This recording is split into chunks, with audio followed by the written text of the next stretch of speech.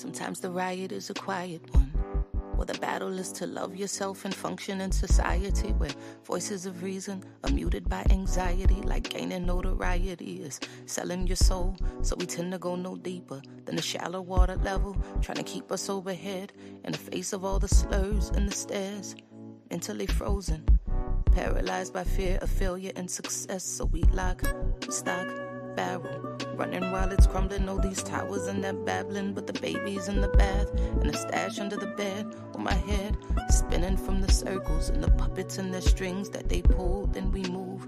Reactionary warfare never produces winners on the field. Feeble and foolish. What tools and what weapons are we using? We need some new ones. Real revolution. It's real solutions.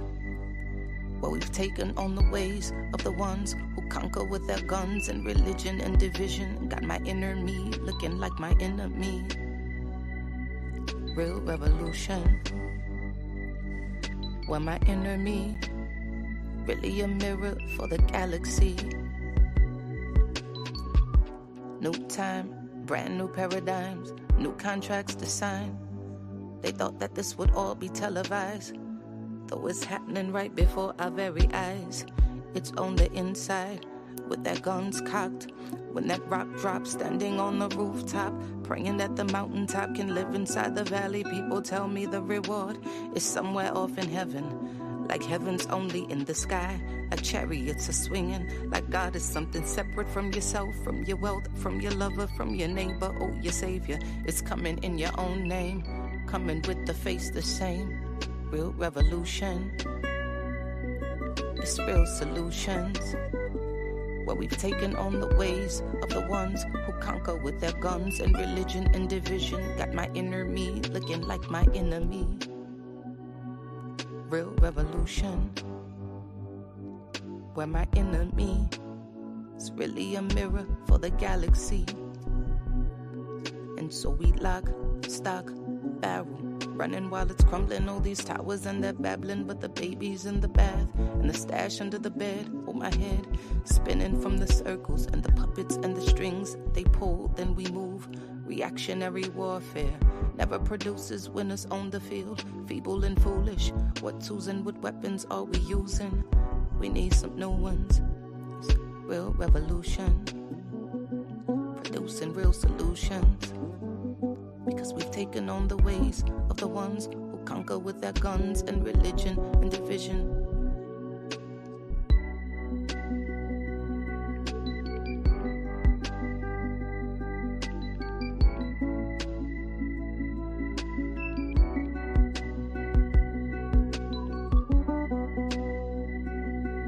Real revolution. Greetings. Good morning. How are you doing, sisters? You're muted. Good morning. Good morning. Good morning. It's been a good couple of days since we've seen each other in this format, but we've been talking, behind the scenes to get today's show ready. This is the last in our series about women and the unsafeties that women face. And I kind of want to think that today, I want to hope at least that it is the beginning of, even if not a new way to have conversations about women's lives, a way that we perhaps commit to, a way beyond, some of the stuff that has been offered before where we talk about men, and less so more to men and with men. And so that's what I was really thinking when I framed this show. And what we're going to be doing is talking to an elder. But before I do that, and before I say more, keep them on the edge of their seats, I want to kind of turn over to you, Joy and Khadija, for kind of introductory remarks and reflections as we start today. And I also want to say good morning to everyone who has joined us. Thank you for being here. Thank you for taking the time. We appreciate you. Obviously, you're an important part of this conversation too. So Joy and Khadija, what are you thinking coming into this show, which, like we said, is kind of the one that wraps up this segment that we've been doing. Khadija, you want to go first?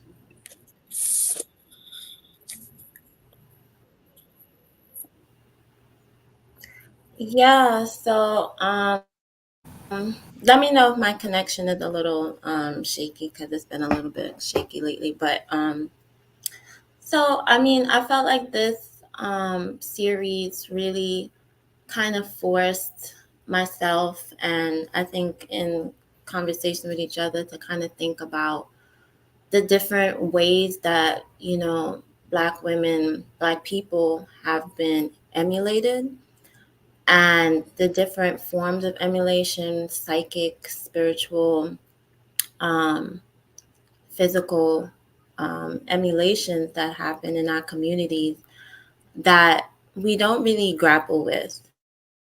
We may, you know, acknowledge them superficially, but to really get into the weeds of them and to really interrogate them, you know, we don't do that. I mean, I know we first started out with the sister Rebecca Cheptegei, rest in power, and another woman from London who is just being brutally raped for many, many years by her husband that you talked about, Marsha. And really trying to force ourselves to see, like, yes, this is happening across the board with women, marginalized women, and, you know, other women in different countries. But the way that it's happening to Black people, Black women, it's taken on as we know, a historically aggressive form. And I think that, you know, even though we have different vantage points, I think mine would just, my like kind of summary or my reflections would just be like, in our communities where I am, you know, there's a lot of misogyny, there's a lot of problems, there's a lot of like abuse that takes the form of everybody abusing everybody. It doesn't take this kind of patriarchal, hierarchical form that it does in the white communities where I'm coming home. Where's my meal? You know, in the white communities where people are just, it has this clear like dichotomization where the man is abusing the women. I think in our communities, the children, women, trans people, like everyone is engaged in this kind of circulatory kind of matrix of abuse that we all like inflict on each other because of systemic oppression. And I think that for me, I can't have a conversation about what's happening with Black women unless I have a conversation with what's happening with everybody, what's happening with Black people. And unless, you know, there's an honest kind of complication of the way specifically instances of abuse are being kind of put on a particular group of people, particularly, you know, Black men to kind of play up the narrative of them, of the historical brute, rapist, violent oppressor who's out to get you and your daughter. And I think that for me, like seeing the men in my family, seeing the Black male children, Black people in my community, and the way that we engage, um, I've always just taken on a vantage point of it needs to be community first. It can't just be the liberation of specific genders first. It has to be everybody because when they're oppressing us, they're oppressing everybody. And so, I mean, you know, just as a person who's a Black Marxist Leninist Pan Africanist, when I think about Claudia Jones and I think about the way that she actually has an essay where she talks about the class struggles and the triple oppression of women that she kind of builds on from Louise Thompson Patterson, who came before her from the Communist Party.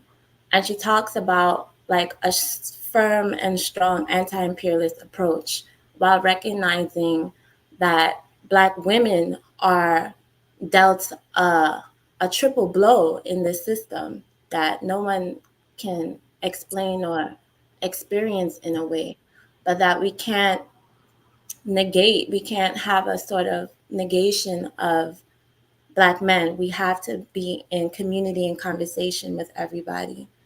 So those are my reflections, and the series has really forced me to grapple with so many different kind of aspects of what we talk about violence. We're all like going through things, and we're all, like a mess sometimes, and just really trying to navigate those different worlds.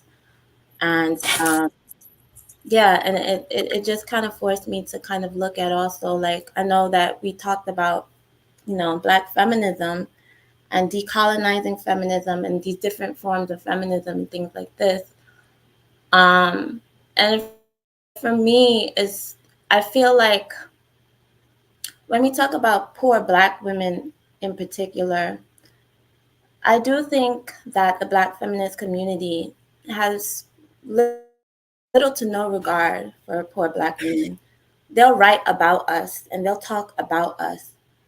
But if we are to talk and write about ourselves, it's it's kind of like a dismissal and a disregard because you're poor and you don't really know your own experience. And I think for me that particular part has what has kind of made me go away from Black feminism in that regard, because I just saw it sometimes as a kind of demeaning theoretic that purports to care for Black women, but that also looks down on Black women. And it just never sat right with me, um, spiritually. So, yeah, those are just some of my reflections that I Yeah, want to share. thanks for that. So building on a little bit and then like passing flowers on to Marsha and for this incredible guest that she's going to introduce us to. So in terms of Claudia Jones, I mean, for those of us who know a little bit more about her, right, or a little less, it doesn't matter, but definitely check her out. I'm so glad that Khadija brought her to the forefront. But yeah, we've been talking about the violence against women in different sectors and with different levels of intensity. And yes, class issues, issues of poverty, issues of whether or not you're incarcerated or held in an ICE, detention center, right? The vulnerabilities magnify. The thing about Claudia Jones is that she was also a political prisoner. She was also a Marxist. She was also deported from the US, right? And she ends up in London, and then she needs medical care because of the years of being in prison. Her health is damaged. And that's true for men, women, and children across the states and also across the globe. So the vulnerabilities that we've been talking about that impact women, mentally, emotionally, physically, you know, all types of stability being destabilized by capture. The intensity that we've been talking about with our specific populations, of course, that violence radiates out to others. And so Claudia Jones, who's also buried left of Karl Marx, in England, I believe, right? And there's a book called Left of Karl Marx by a Black woman theorist, at Cornell. I'm sorry, what is her name again? Do you remember Carol the name? Boyce Davies. That's it, Carol Boyce Davies, right? So looking at our lineage and our history, there's always been the trauma, there's always been the tragedies, but there's always been the resistance. And so happy today that our guest is an ally, is not a woman, which is totally fine. Allies come in all genders, and all classes. Um, so here we are, several months out, and a couple of things I want to mention before again, pass the flowers on to Marsha. I think we have to be careful about the narratives that are driven by the media, because obviously we focus on what's in the news, and so the spectacular violence, like of immolating a woman, and her ex-partner who killed her himself ended up dying from his own burns when he assaulted her. That what happened in France, the serial rape of a woman over decades, what happened, Marsha pointed out, I believe it was in India, a young medical intern or a doctor, soon to be doctor, after a 16-hour shift is just going to lie down in a bed or a cot to regenerate in order to help more people, and is assaulted and murdered, right? That these hit the pages, in the news around the globe in different ways, but we also understand that structurally, the violence that comes from imperialism, the violence that comes from capitalism, the violence that comes from exploitation, the removal of children from their families, right? From human trafficking and forced sex work. That whatever's under the radar is our everyday reality. And so what we need is, in my estimation, is to study more revolutionary movements. And that is why, among many others, Grenada is so important. And this is why this visitor who's coming today, who's joining us on this platform, is part of our feminist endeavors. Not state feminism, obviously, but anti-state feminism, communal feminism, loving feminism, revolutionary struggle that is shared through all types of formations, identities, and hence we are still here and we will still continue to struggle. So flowers to Marsha. Amazing. Thank you too for setting the stake, for setting the platform, for burning at the stake, fighting embers that emulate Black women, Black men speak. I think we've held them in suspense enough. Our guest for today is Dennot Nyack. And Joy, when I was thinking about how I would frame and kind of introduce our guest today, I found myself going back to the captive maternal, and in the conclusion, there's a piece that you write about Martin Luther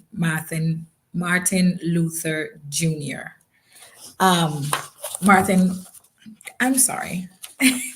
Martin King Jr. And you say, King offers a model that few of us might embrace. Embed oneself into the most vulnerable sectors of our communities, those lacking resources and protection. Move back into our communities or failing. Move back into our communities or failing that, fund them with energy, commitment, monies, goods, education, freedom schools, rest, and respite centers. Over 13 painful years, from 1955 to 1968, King transitioned through the stages of the captive maternal. He moved from being a conflicted but celebrated caretaker, one who had betrayed Fannie Lou Hamer and the Mississippi Freedom Democratic Party in 1964 by attempting to get them to cancel their third-party electoral campaign and return to the Democratic Party and its presidential candidate, Lyndon Johnson, and vice presidential candidate, Hubert Humphrey. King learned, though, as we all do, sometimes slowly and often painfully. And the reason why that passage kind of took meaning in the context of the conversation that we're having today is, first of all, if something is failing in our community, if something is struggling, as caretakers, as captive maternals, we care it, we hold on to it, we don't dismiss it. And so, as you were rightfully saying, Khadija, this conversation about how we create our safety as Black women has to move beyond us. We have to create allyship in our community as opposed to just dismissing and throwing away. I also think it is important for us to understand that we've been given a very fairy tale concept of what the prince looks like and what the devil looks like. And sometimes the prince and the devil are one and the same. And so, in talking through just that passage, the complexity of King and his work and who he was and what he did and what he learned and how he moved through his stages, I think that is a way that we don't talk and think about Black men and their work and their struggles and their learning. And so when we're talking to Elder Kwabena today, I asked him to share his full story. I asked him to share about freedom fighting and struggling in the Grenada Revolution, what made that powerful. But we also go on to talk and think about the lessons that he's learning around love and loving and being with a woman. So I'm looking forward to really getting into that. I see that he's calling me on my cell. So I'm going to kind of hand back over to you and Khadija real quick to see what is happening with the elder, if it's something that he needs sorted to join us. So I can read his bio. Would that work, Khadija? Yeah? Okay. Kwabena Dennot Nyack was born in Grenada. He moved to the UK, United Kingdom, in 1960 as part of the Great Windrush Migration. His family settled in North London. There he earned a law degree from the Polytechnic of Central London. He later became active in the Grenada Revolution, as well as active in workers' equality struggles and trade unionism. So there's other parts of his bio that are more, personal that he's put together, and that he should speak of in terms of his contribution to the Grenada Revolution of Maurice Bishop, who unfortunately, of course, was assassinated, and the United States under the regime of President Ronald Reagan also launched an invasion soon after. So it was a socialist endeavor. It was built from love. It was built to resist authoritarian regime or leadership. Hi. Marsha, are you good? We should be good. I resent him the link, and so he should be joining us shortly. Okay. But I really like too that piece, Joy, that you picked up around the politics that plays out in our movements beyond our movements. So the way that the United States of America would have reacted to the Grenada Revolution, and every time we're trying to construct peace among ourselves as Black men, Black women, Black community, Black children, Black trans people. I think we have to be mindful that, like you rightly said in your piece, there's always going to be images, there are always going to be ways that the media is manipulated to hinder that. And so there's just so much. And I think that's why it's really important for us to lean on people like Elder Kwabena while we still have them, to make sure that we're clear about our history and to make sure that we're clear about what we're doing, and to not dismiss people, right? To leave people with that space to reflect and to reimage themselves and to grow above and beyond and to become more. And so that's one of the reasons I'm really happy that Elder is going to take some time today and walk us through his life story for the lessons both related to our topic and perhaps the ones not related to our topic, because I really think this is how we build the answers that we're looking for. I was also thinking the context when we were preparing for this, right? There's a document called Discriminate Deterrence that Henry Kissinger put out in the 1980s. He was the only one who wrote it, right? And Kissinger, he died recently at the age of 100. I always think like war criminals get to live really long, and those who love the people and fight for the people tend to have more brief lives. But discriminate deterrence states that after World War II, all wars would be fought in the so-called Third World. And so the mass of death, the mass of torture, the mass of disappearance would happen against our people. And because the U.S. presents as an empire has, invested billions, trillions of dollars in war weaponry. I'm very interested in hearing not only what happened and what is happening in Grenada, but also how we organize in the US in solidarity with those who are in freedom movements in other countries. And so there's a clip when Maurice Bishop came to New York City and spoke. I believe it was at one of the public schools in the city. Maybe it was Hunter College, I'm not sure. But he's saying that 95% of the people in Grenada. That was Queens College. It was at Queens College? Great. Are Black. And there's 30 million Black people who were excited about this fervor. But Khadija, you could say more. All right, so I'm ready. He's here. Let's do this. Elder Kwabena, good morning. How are you? Good morning. I am a bit nervous. Apology, Marsha. You did send me the information. I looked at it. I just couldn't see it. One of those things. I'm fine. It is sunny outside in London, South London, a place that is famous and infamous, called Croydon.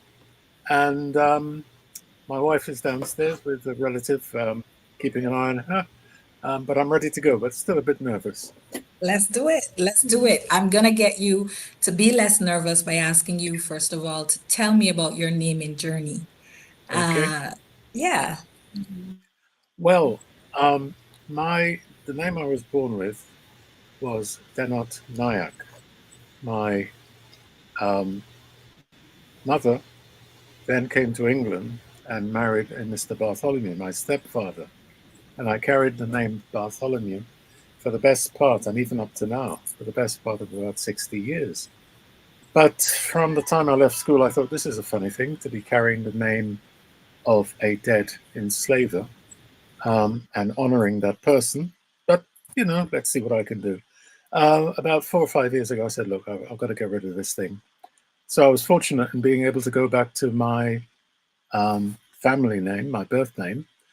And I thought I'm going to, in addition to wearing the dashiki, having the locks and so on, I will identify with my African roots by giving myself a Ghanaian name, because quite a number of the people in Grenada are direct descendants of those kidnapped from Ghana.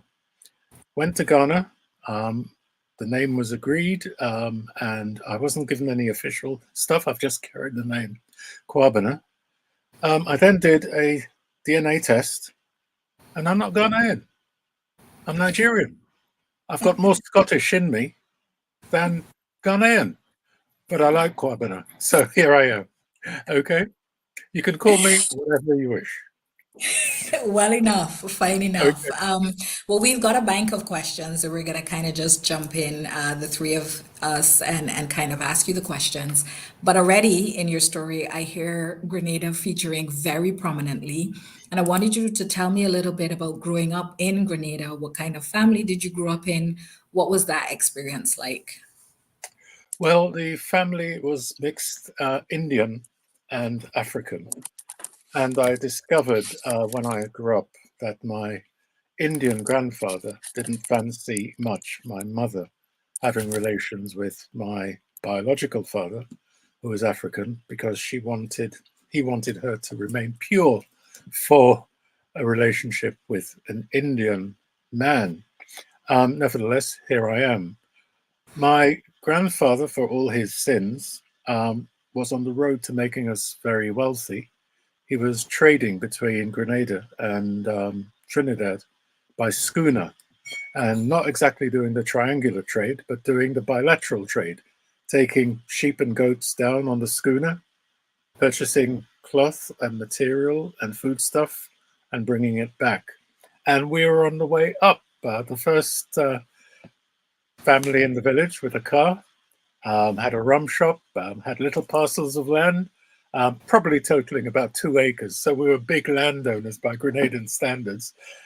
Then he went and had a stroke, very inconsiderate. And we descended back into poverty. And I didn't realize it was poverty because I had a lot of fun. It's only when I came to England and I look back and I thought, well, this is poverty. I left Grenada when I was about 8, and so I haven't got clear recollections of Grenada. But the recollections I had was it was okay.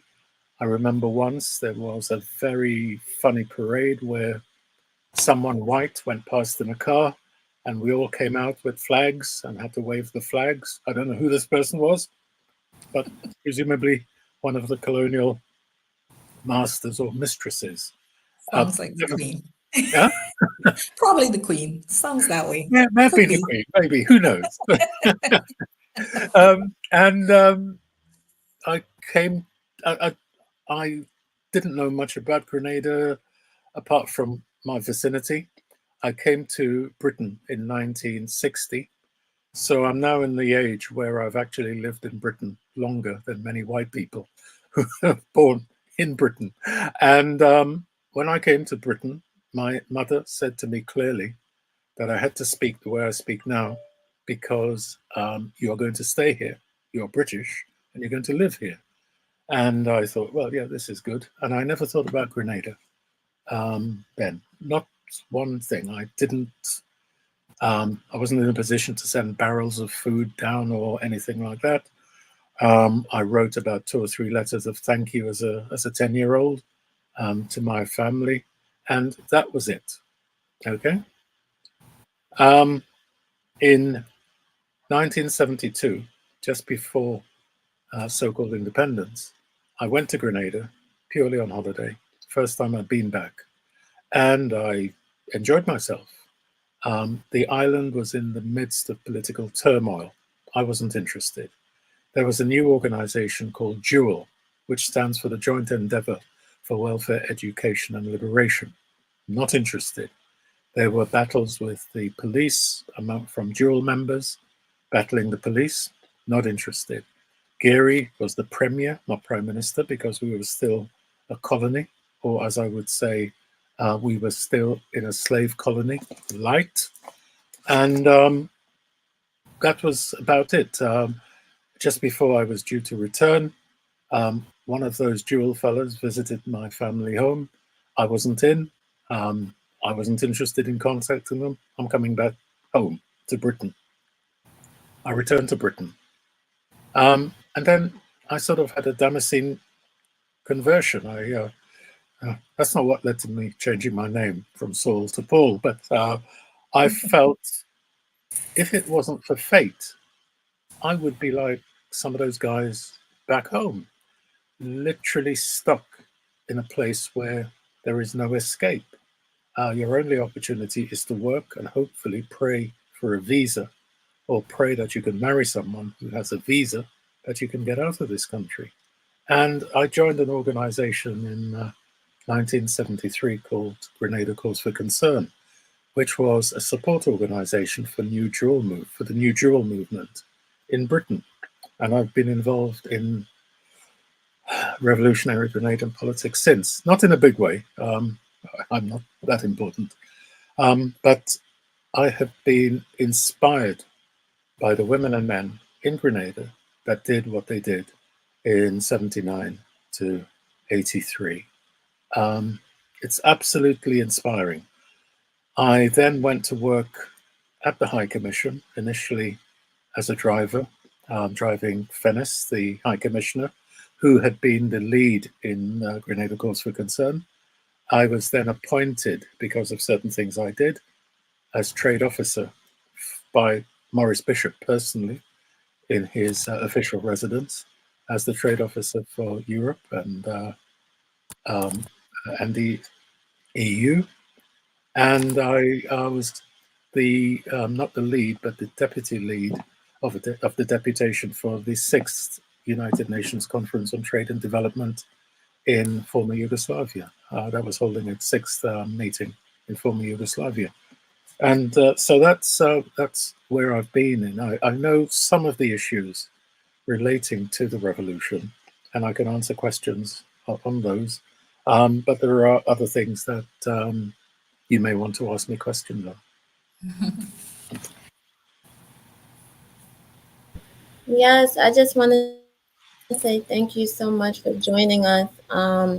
Actually, my mom is from Grenada originally, so I know the story very, Mhm. very well between the two islands and the kind of, you know, racism a bit between the Indian population and the Afro-Caribbean population that exists, which I think is still happening, like in some areas in Guyana, a bit very harshly these days.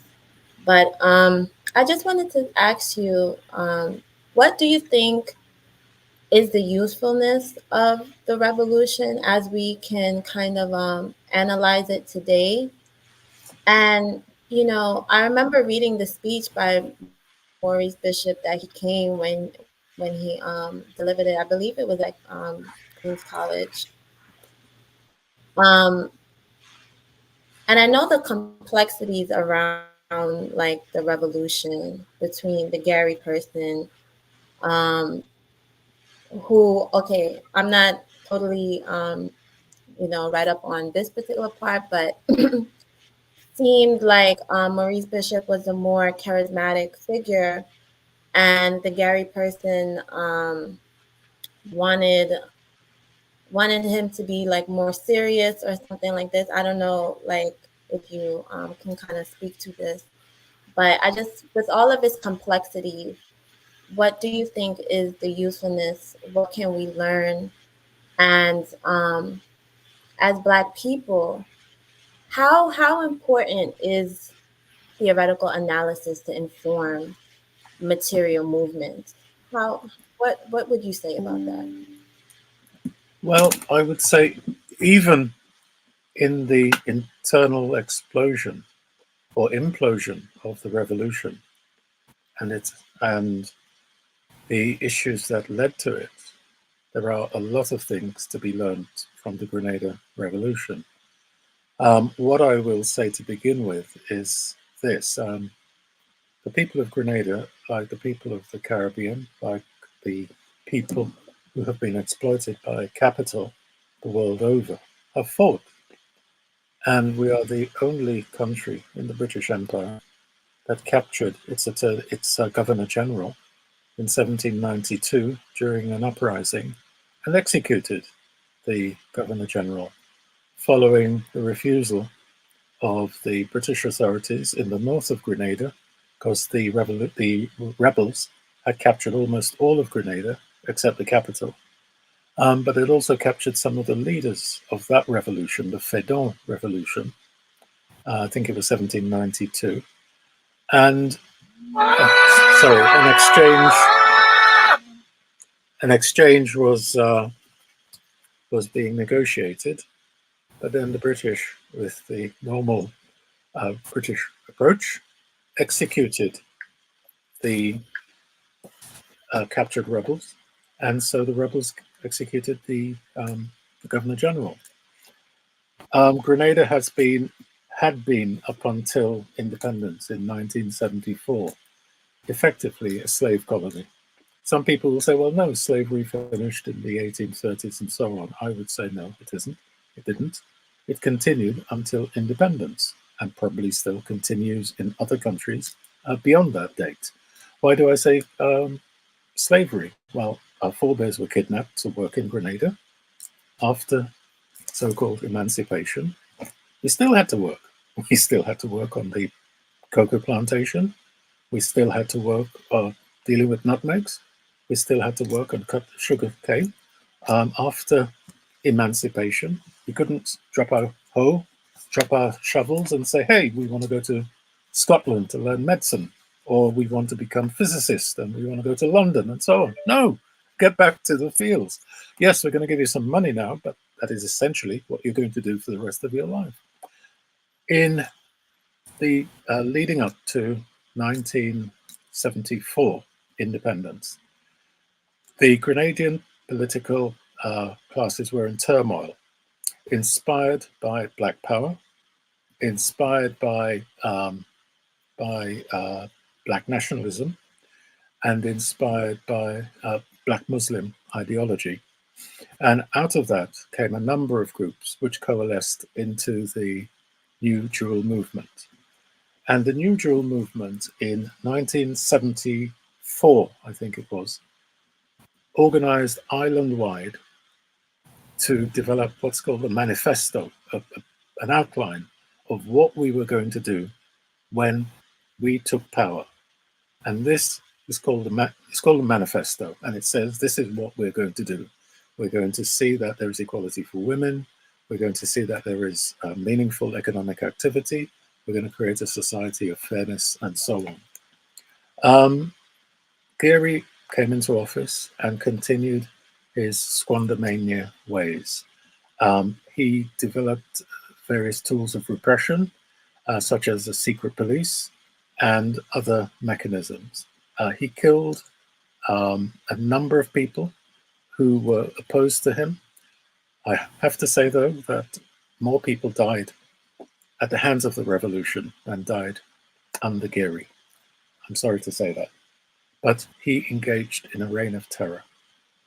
79, we seized the opportunity while Geary was out attending a United Nations meeting to take power. We took power and we did it ourselves. We had not attended any training courses in the Soviet Union. We hadn't attended any training courses in Cuba. We attended training courses in Guyana, where Forbes Burnham, for all his ill, provided training for 12 of our comrades. And the training was to use an assortment of weapons. These comrades returned to Grenada and provided military training for others. And so on March 13th, 1979, we took power. We attacked the barracks where 200 of Geary's troops were staying, and we got them to run out of there in their underwear and into the hills. We took the radio station and we called upon the people to rise up and to go to the local police stations and take over, which they did. And within a short period of time, about 12 hours, the revolution was secure. That's the sort of militaristic side.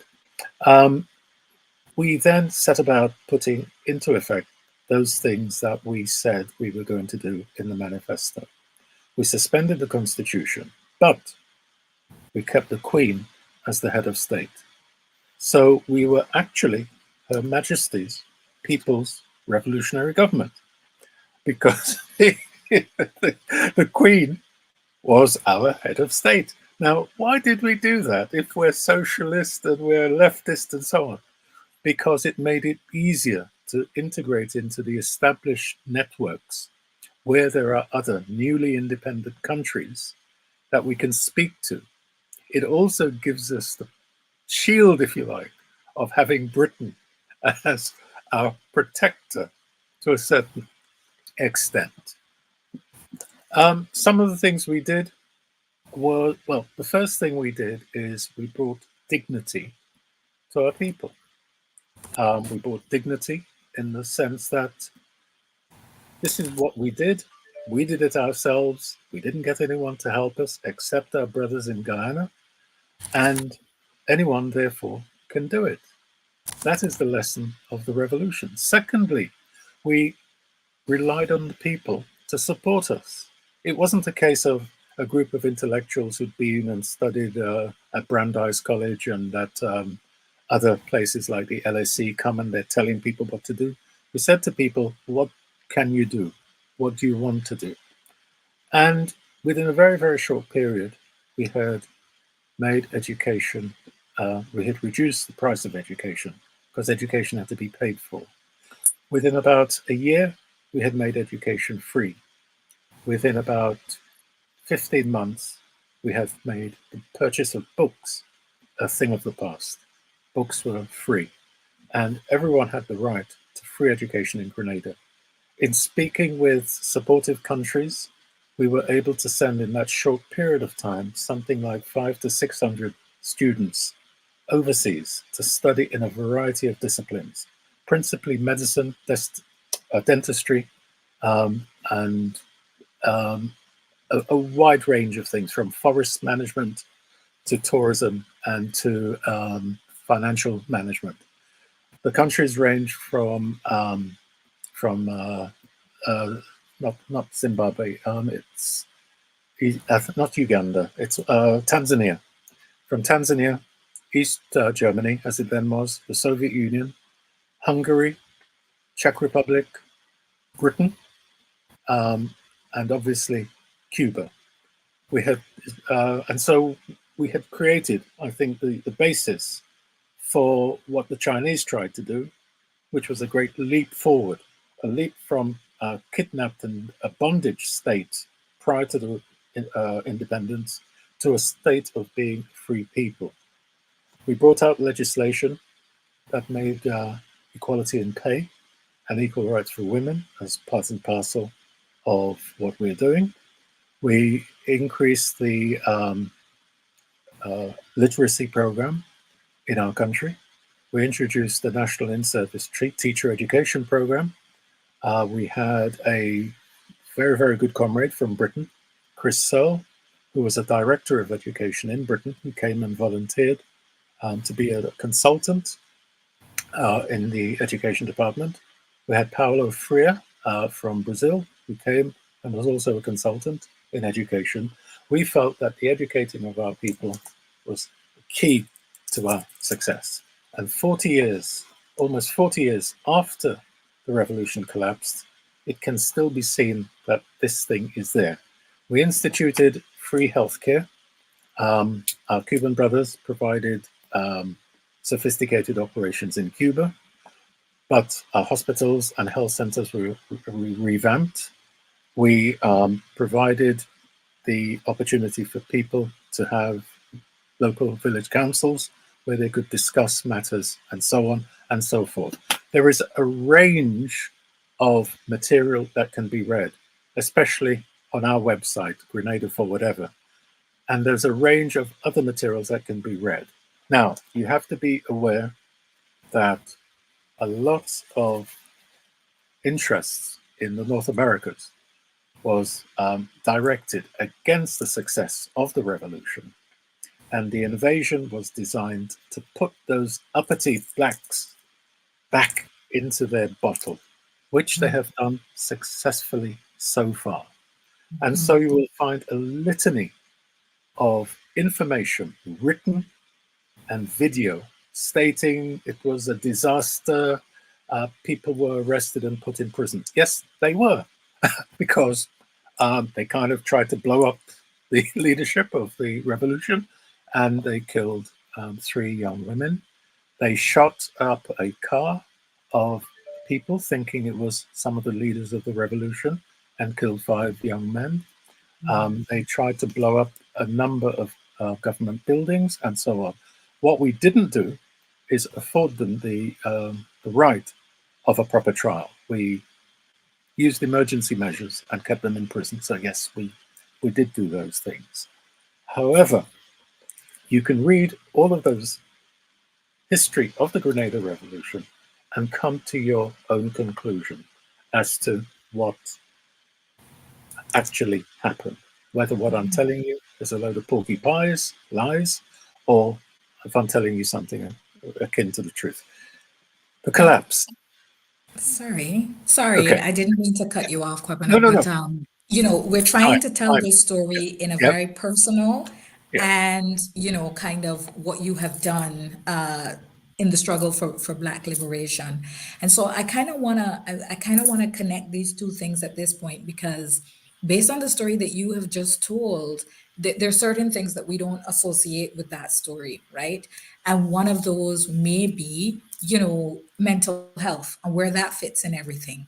And so even as you're painting the picture of kind of, you know, your involvement and what you were doing, in a conversation that we had recently, you were also telling me, as you reflect, you think that you've, you know, had some struggles with your mental health since 12. So I kind of want to go there now to help us to think about the way that people are never only one thing, that we're always this ball of very complicated energies. So tell us a bit about kind of your mental health and what is happening there, even as we keep that story that we just heard in our mind. Okay. My relationship with my mother is rather complex and would require probably 2 other programs and probably 4 sessions with a psychiatrist. I had a very unhappy childhood, very, very unhappy. My mother was rather brutal. And even so, I kind of don't blame her, because the brutality that was gifted on her by her father when I was born may have played a part in her behavior to me. I understood from my aunts that when my maternal grandfather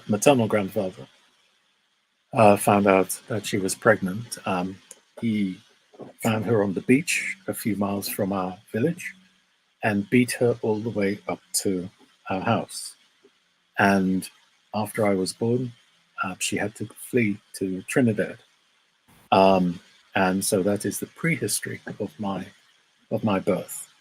I thought I was perfectly normal, and I thought up until 1992, that people who were complaining that they had depression and so on were kind of malingering. I had a typical machismo approach, which is, hey, pull yourself together, and stop it. Until I had a breakdown. I can tell you, it occurred in about 4 o'clock in the afternoon. I had just been promoted to a job which I wasn't doing very well, and I realized I couldn't go on. I had been doing a lot of things which my wife wouldn't have been happy to know, although I subsequently told her. And I thought, this cannot go on. I've driven myself into a dead-end road, and I can't deal with it.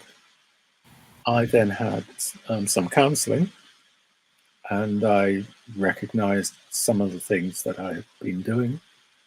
But still, I thought, this is just an episode and it can be fixed with medication, which I took, and so on. I went back to work, and shortly thereafter, I was fired. And I was doing a variety of jobs and so on, but thinking about who I was and what had happened. And I realized that I was not well from probably about the age of 12. Some of the things that I did, which I couldn't explain at the time, and I cannot explain now, sort of little silly things that I did, couldn't be explained purely by the behavior of my mother towards me.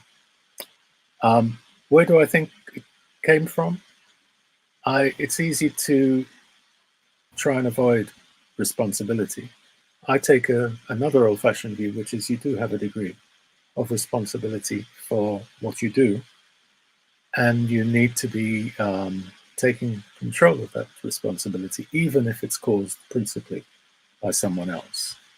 I think that overarching this was not only what happened to my mother on a personal level, but the trauma faced by children who have been left behind when their parents migrated to the metropolis.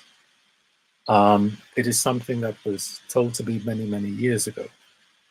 My own wife has a trauma for having been left in Jamaica until she was 12 before she could rejoin her mother. She said that shortly after her mother left for England, she began to get migraines, and these migraines would occur spontaneously. She never had migraines before. Now, it could be she just had migraines. And when she came to England, she found a ready-made family already there, and so on. I came to England. I didn't find a ready-made family, but soon I had a brother. And you're navigating this world in Britain, which is totally different from the Caribbean. The very way we spoke, the very words I used, which were English words, but had different meanings, led to confusion and misunderstanding on both sides, on the people I'm speaking to and on the my understanding of where I am and what I'm doing. And so I think that occurred, and I think my stupidity in not recognizing that you could become unwell, not just by breaking a leg or having a cold or catching a disease, but also your mind could become unwell. That ignorance, I think, is something I would want to pass on to everyone. I think I'm still unwell, but I think it's just like having a disease. You've got the after effects. I hope that my behavior is just normal. I'm not sort of like in The Shining with an axe or a big knife or anything like that. It's just that there are little vestiges of it in terms of maybe being short-tempered, too short-tempered, and so on. And so, is that the excuse for my behavior that we talked about, Marsha? No. My behavior in relation to what the guilt I feel in relation to my wife's condition is I thought I was a conscious brother, someone who, respected women and who had signed up to women's liberation. I mean, for goodness sake, I've been on International Women's Day marches. I had followed the lead. I had extolled the virtue of women leaders and how it is we're entering this new age and men should shape up and so on. But what I said at a distance was not what I did. Yeah. As I told you, when my wife became unwell, and the matter, and I was going to say simply, but not simply, but the matter of housework, I realized that I'd been living a bloody dream, that I had been prancing off, saving the world, going hither and thither, speaking at United Nations conferences and, telling everyone about the revolution and all of that stuff. And my wife is sort of dealing with the children and cooking and the house, those easy things. I'm doing all of this thing. It's a lot of, am I allowed to swear? Because it releases me. It's a lot of bollocks. Of course. The work in the home is the vital work. And for 65 years of my life, it had been staring me in the friggin' face. And I hadn't realized it. And the overwhelming sense of guilt came about because my wife had done this. She hadn't complained. She hadn't said, well, you should do this, you should do that. Well, she had said those things. I said, no, I'm attending a meeting, and I'd rush off, with my briefcase, and I'm going to this meeting and so on. And I think the world has gone crazy. But the work that women do is totally undervalued. Now, you will be aware there is an axiom that says, unless you measure something, it has no value. And that is true. Housework and the work of women is not given a value. Nowhere in any government statistical papers is the work of women given a value. It is taken as a given. It's like saying, well, it's like measuring breathing. Why should we measure breathing? No, it isn't like measuring breathing. Just do it. The ironing. Well, we've got an ironing person who does the ironing, and every time she does it, it costs us a certain set of money. Well, my wife was doing that for the best part of 40 years. Nowhere in any government statistic is that there. And so it might seem like I'm going on and on and on, but it was that slap in the face of the reality of the home. And I know I'm speaking to three strong women. It's not I know that Khadija wants to kind of loop back to hear what you were saying about the revolution, but I just want to quickly ask this question before I hand it over to Khadija. I wondered if you believe that that mental health part has a significant role to play in how Black men treat their women. I don't know. What I think is that during the period of kidnap and bondage that we experienced, a certain type of behavior was foisted on us. And we have taken that behavior and we've called it our own. We've said this is our culture, this is what we do, and being a baby father is seen as, yeah. Now, don't get me wrong, I'm not saying that the binary um, system of a family is all there is to it. There can be many frameworks of family. But in my case, my biological father, of whom I'm very grateful to him, had 19 children, including me. 19 children that we know of, including me. And he felt he was a big man. Look at me, I've got 19 children, and you were not a father to one of them. You were not a father to one of those children. The mothers had to be a father and a mother to those children. And so, what are you? And I think there is a view amongst Black men that sexual potency equates to fatherhood. And I think they have taken that on, and I think it is wrong. And that is something that I probably have believed for quite some time, although I have not been a faithful husband.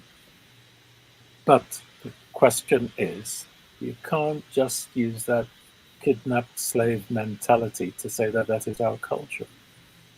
I think that we have been harmed by the period that we have spent in bondage. It has affected our thinking, not biologically. I don't think our brains have been mashed up, but I think our thinking has been mashed up, and we're only now emerging from it, albeit that there is still stuff that is holding us in bondage. Yeah, that's my view. So I don't think it's necessarily a mental health problem. I think there is a history. You hear men talking about, yeah, I have 5 children and 10 children, and why? You're not looking after them. You're not paying any money. Yeah, thank you for. I'm really enjoying like just soaking up the knowledge and the wisdom of what you're saying.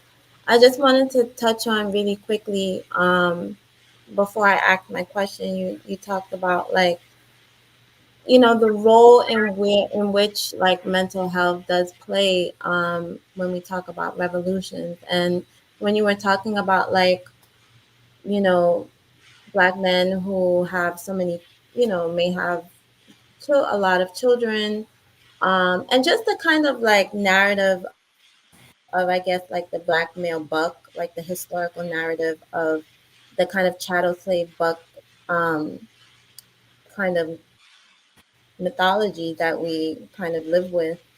Um, I guess I would just push back against that just a little bit, like just in terms of I think I can't say that it's the aggregate. I would say that there are definitely misogynistic tendencies that do kind of incorporate this kind of fake machismo kind of character that you see people rolling around with.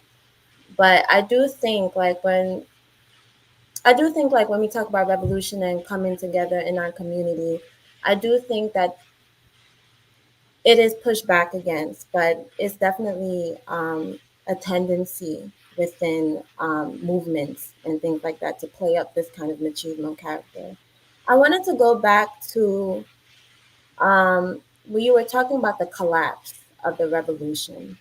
I just wanted to know, like, I know that women played a big role in really pushing Maurice Bishop to the fore, and really pushing the New Jewel movement. I know in my own reading, I don't know if you know Professor David Austin out of Canada. No, he does a lot of this kind of work around the Grenada Revolution and things like this. And when you were speaking, actually, I was thinking about Fanon's theory of, I think, sociogeny, where he talks about these kind of having to exist, I guess, in a dual world. And I think Du Bois also talks about this, where you just pick up all of this neuroses and you're carrying it around so much. And it just bleeds out into all this kind of toxicity, into our community because we're living with we're not living in a true genre of ourselves in our own being, so to speak, if I'm remembering that theory correctly. But I just wanted you to kind of speak to like the role of women and like in terms of like revolutionary movements and things like that. What do you feel, or rather, like how do you feel? Because when we talk about like authoritarianism and dictatorships, you do have this kind of caricature around movements where people are like, oh, I've heard people say that the Grenadian Revolution was authoritarian. They think any revolution is authoritarian, whether you talk about Fidel, Maurice Bishop, or you know, um, Kim Jong Un or whoever. You're always or Stalin. You're always talking about like authoritarian regimes, which I think is really woefully untrue. But what would you say to people who think that the Grenadian Revolution or every revolution ends up kind of devolving into like authoritarianism and hedging against that while also acknowledging we have all of these complexities. I know I asked like some loaded questions and things like that, but if you want Not, to not, speak to the women first not at all. or something. No, your question isn't loaded at all. There's several things you're asking. You're asking about how the role women played in the revolution and the role women should play. I'm not an expert on the latter, what role women should play. I don't necessarily subscribe to the view that by having women in an organization, you will get a softening of the machismo in that organization. I think you have only to look at the gleeful Hillary Clinton to see that that is not necessarily the case. I had high hopes for Hillary Clinton, but maybe I'm wrong. Maybe I've seen the wrong images. In the Grenada Revolution, we gave paper service, a bit like lip service, to equality, in that we passed laws which says that in work, women are to be treated as equal to men. And in fact, we took a case in Grenada, the government took a case against an employer who mistreated one of their helpers in the household. And it was a woman, actually. The case was taken up against a woman. In Grenada, we had a national women's organization headed by Phyllis Cord, the wife of Bernard Cord. She's now passed on, a very, very courageous woman. And the organization had a huge membership by Grenada standards. Now, bearing in mind, Grenada's population at the time living on the island was 100,000. So we're not talking about millions like in North Korea where they're all marching and so on. We're talking about tens of thousands. And I think we had something like 6,000 adult women who were members of the National Women's Organization. Huge. They had a role that they were playing and defined by themselves, which is ensuring that the benefits that flow to women came out of government policies. Now, what are these benefits? Well, the house repair program, which meant that poorer women, women looking after children who did not have the means to fix their dilapidated house, would have taxpayers' money diverted to them. The making of education free, again, was a huge benefit to women because in our societies, You have the men making children, as in the case of my father, and skedaddling. They're gone off somewhere, you know, and the woman is left literally carrying the baby. They have to find the money to pay for school fees. So free education was a benefit to women. Free school books was a benefit to women. You have women quoted on some of the publications that we've produced, including one that I've written, a pamphlet that I've written, who said that the post-school education, the literacy program, helped women because it gave them the power to read and articulate what they wanted. But did we have genuine democracy in which women played a key role? I don't think so. I don't think it was deliberate that the men in the leadership said, we'll make sure that these women don't get their hands on the levers of power. But rather, this was something that, how shall I say, we put on the back burner. Whilst you had women at all levels of government, they were in the minority. I think there was only one minister, which was Jacqueline Creft, who was Minister of Education. I think she's the only woman in the leadership of the revolution. At a lower level, you had Phyllis Cord, who was director of the National Women's Organization. And at various other levels, you had women in roles. Within the army, you had a fair number of women, including in the anti-aircraft units that formed Grenada's small army. And in the militia, there was a militia of some 3,000 to 4,000. Our army was about 600 in strength, and women played a key role. However, you have a situation where the women had to, if they were involved in politics and were playing a leadership role, would have to prepare the breakfast because the men are too busy. They're writing a paper or they've got to rush off to a meeting. They've got to get the children ready. They've got to go and do an early political education class in a ministry. They've then got to go and do their day job. They've then got to pick up the children. They've then got to come home, and in the evening, they've got to go off and do military training. And I'm giving you a sort of every person thing. And the men would say, well, we're busy too. You know, we're awake 22 hours a day and we're doing this, we're doing that. Yeah, but you're not doing all of those other bits of work. And women who are doing this cannot progress forward because they're doing it. Okay? So you've got that situation. In terms of what I think led to the collapse of the revolution, if I can swing this way, holidays. You're going to ask me, what am I talking about? Go on. Okay. You cannot run a revolution by working 24 hours a day, 365 days a year. That's why holidays were invented, you idiots. Take a holiday. Go away from the work. Even if you're Maurice Bishop, even if you're the head of the army. Now, these guys put in an inordinate amount of work. I did too. When I did my important work and I left my wife doing the unimportant work at home, I would get a buzz out of being in the High Commission, in the embassy. I would come home and I'd be buzzing.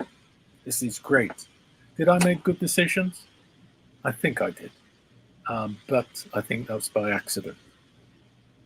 The crisis that led to the collapse of the revolution was caused because everyone was too intense. Take it easy.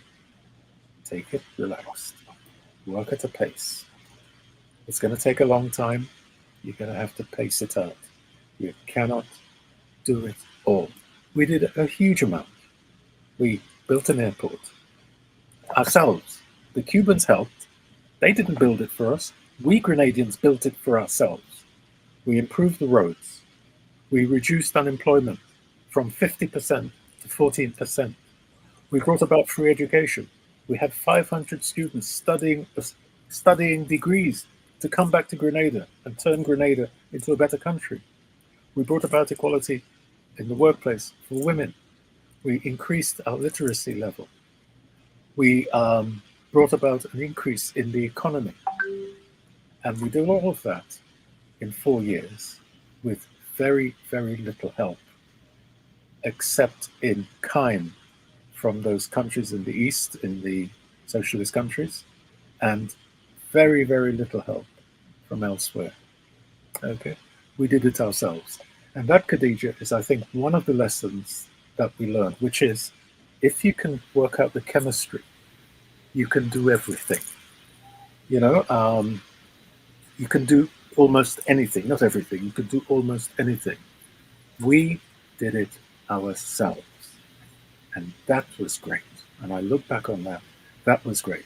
That is what the American invaders are not telling people now, even 40 years afterwards. They're clamping down on it. The story is that the Grenadians got the Cubans to build the airport, and they were just partying and drinking rum and going on. No, we were working too hard, especially the leadership working too hard. And that led to, I think, some crazy decisions. So, Yeah. so no, this is so rich and generous. I just want to circle back, and I know Marsha's going to have the last word. We've got 10 minutes. Yes. Yeah, I could see the devotion to revolution, the struggle, like it's so like a work mania, like there's no rest and peace. And we've talked about women and we've talked about men. We also remember Linda Thomas Greenfield is the ambassador to the UN. She's a Black woman who has vetoed ceasefires, right, in Palestine forever. So that there's nothing specific about a gender that has the prediction that it's going to struggle and build the way that collectively people have done for the 4 years that you talked about. It's a massive triumph. I want to go back to children, right? Because you use the word stupidity, and if I understood correctly, I don't think that's the right word. I think traumatized children do have, and we have through generations, as you told us, we've been captive, we've been enslaved, we've been in forced labor, we've been raped, right? Epigenetics, that we get rewired from that trauma. And so I just want to thank you for your candor, your vulnerability, for all the struggle that the quote conventional revolutionary, we like tangible, feed people, housing, but the self-awareness of how we're broken, even when we're mending others, that is priceless because that makes us careful. And as you said, if we need to walk on the beach or meditate or do something else, we will always come back in the struggle. And so again, my appreciation for the model that you have all set forward, and also the flaws, because that's how I learn, by studying those flaws that mirror my own. But I know that Sister Marsha is going to take us out. If I can say just before, if I was referring to stupid, I was referring to myself. I wasn't referring to anyone else. I'm sorry, I was saying you can't call yourself stupid. I could have been more. Oh, yeah, okay. No, you can't. I haven't become wiser. I've become less stupid. Okay, I'm still calling myself stupid, but there are people who say, yeah, I've become wise and I've learned this. I've learned that if you light a fire next to a gas tank full of gas, it's going to blow up. And once you've done that, you shouldn't do it the next time. So all of the mistakes I've made, and I wouldn't say they're stupid, I'm just being hyperbolic. All the mistakes I've made, I now know, don't make those mistakes again. That's what I mean. Yeah. Elder, this has been so rich. I mean, I knew that this was going to be rich, and still I am amazed, and I still feel like maybe we'll have to bring you back again because we still have more unpacking to do. But I want to ask you in just 2 minutes at this stage of your life, because you know enjoy the longitudinal ability to reflect. And I really feel like finding space and place for our elders like you is a part very much of the healing work and the answers that we need in the Black community now. And I just wondered, as the final question in 2 minutes flat, because we're running out of time, as you work through your wife's illness now, what can you share with us about redemption and reconciling death? I thought that, well, shortly before I retired, I thought I would get redemption because we were going to retire together. Yes, we were going to be ill, and our illness maybe in 10 years after retirement, 15 years after retirement, or maybe gradual, but we would be together. And it wasn't so. Upon retirement, my wife developed this neurological condition. It has robbed her of her speech, of her sight. Her brain is still there. I. It is selfish, but I will say this: I haven't got my redemption. Should it be my redemption? No, because you don't get redemption because you want redemption. You get redemption from doing things that redeem what you have done in the past. And there are lots of things that I have to get my wife, redeem myself in my behavior towards my wife. By the way, it hasn't been violence. I haven't been violent, physically violent, but I think I have been verbally violent to my wife, taking on some, saying things. And so nothing, I don't think that's per se harmful, but saying things inconsiderate and so on. And this was going to be the period when I would selfishly be redeemed. You want to go to Alaska on a cruise with a private plane? If we've got the money, okay, let's go. You want to go to the Kalahari Desert and mingle with the tribes people down there? Okay, if we've got the money, let's go. All of those things were going to be on the list that would allow me to say, aha, I've redeemed myself. It doesn't work that way. Didn't work that way. So here I am. I get people saying, oh, you're doing well, you're looking after your wife, you're doing this and that. And that's even more hurtful because irrespective of what I have done, it was always on the cards that this is what I would do, what I'm doing now. It's nothing special or unusual. And I'm not genuinely not looking for praise. Looking after my wife is not a chore. Well, hold on. There's bits of it that's a chore, which I get very fed up with and think, I shouldn't be doing this. But the general thing of looking after my wife is what I have pledged to do. It is probably one of the marriage vows that I've kept in sickness and in health. Here we are. Yeah, it's been Thank you very much. 5 years of 6 years of a terrible disease. But thank you. No, thank you for this opportunity. Okay. Thank JJ, you for accepting it. Amazing. Khadija and Joy, I know you both have bits to say, so I'm going to turn it right over to you quickly. Thank you so much for joining us. It was just a wealth of transformative knowledge. I know that we're about to close out and we're going to talk about what we're going to be doing moving forward. But I just wanted to also talk about the importance of, like you said, the way people were just working, and it made them so sick. And sometimes, it creates a myopia in our vision because you're just so set on, because socialist states, socialist projects, because we've never had full communism, we only had socialism, have to just exist in wartime and protect themselves against imperialist Western onslaught. There's no time. There's no respite. There's nothing. You just have to defend yourself, or you're gonna die. And so, thinking about Maurice Bishop, hearing him speak, like hearing you speak, you actually kind of look like my dad. That's so funny. And thinking about my mother, who also she wasn't mean, but she definitely had a lot of problems, and Grenada is also a very small country. And if you tell somebody something, everybody's gonna know in 2 minutes. And so, that's sort of, it's beautiful in that way, in that sort of communal power. But I just wanted to kind of also speak to the fact that, yeah, the imperialist Western onslaught, when people talk about dictatorial regimes and oppressive regimes, they never fail to realize, the West is the most dictatorial, imperialist, murderous regime that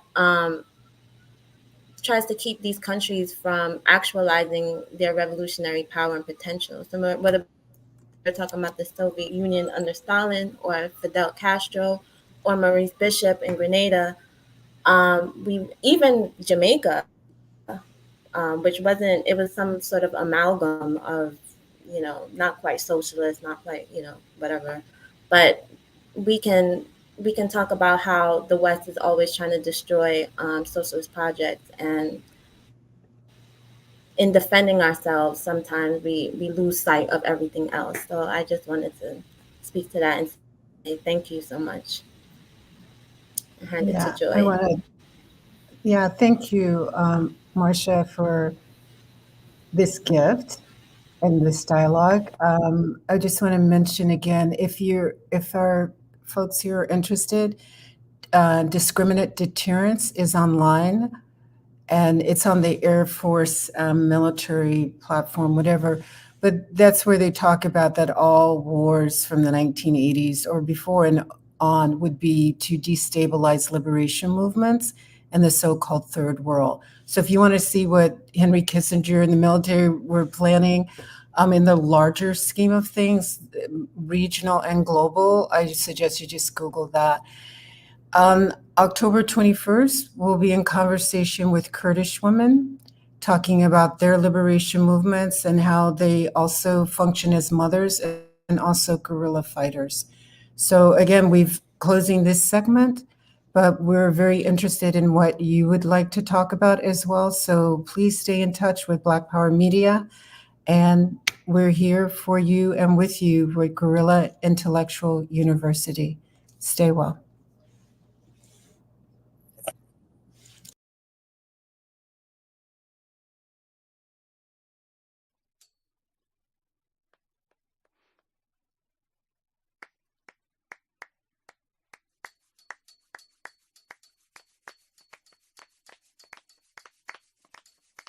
Ancestor, ancestor, take my hand.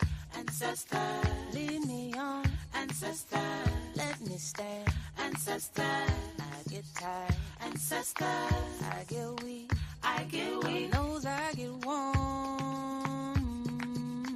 Ancestor, through the storm. Ancestor, through the night. Ancestor, lead me on. Ancestor, through the light. Ancestor, take my hand.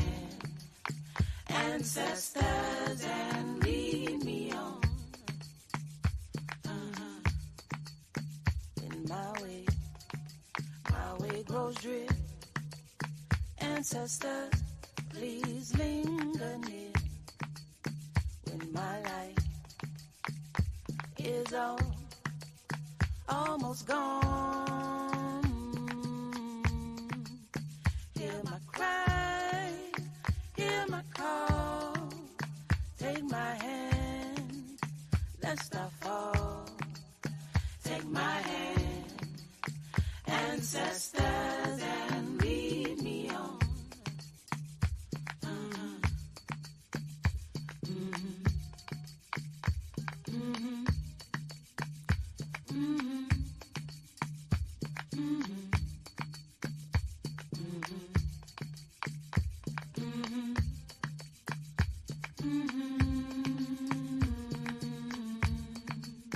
Hear my cry, hear my call.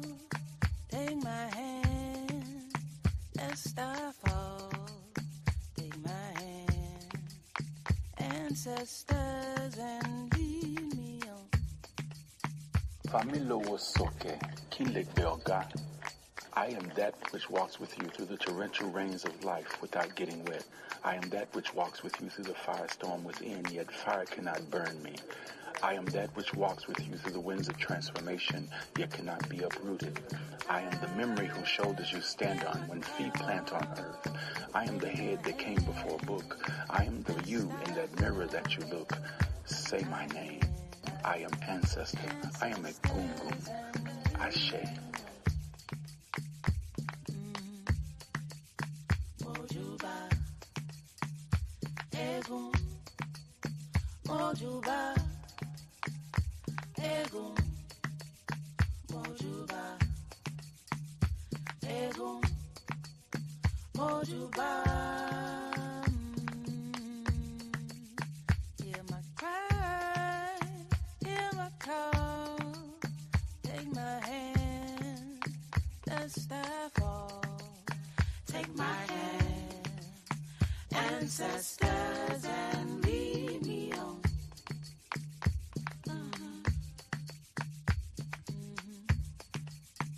Ancestor, you are breath, you are bridge. You carry us over tumultuous time.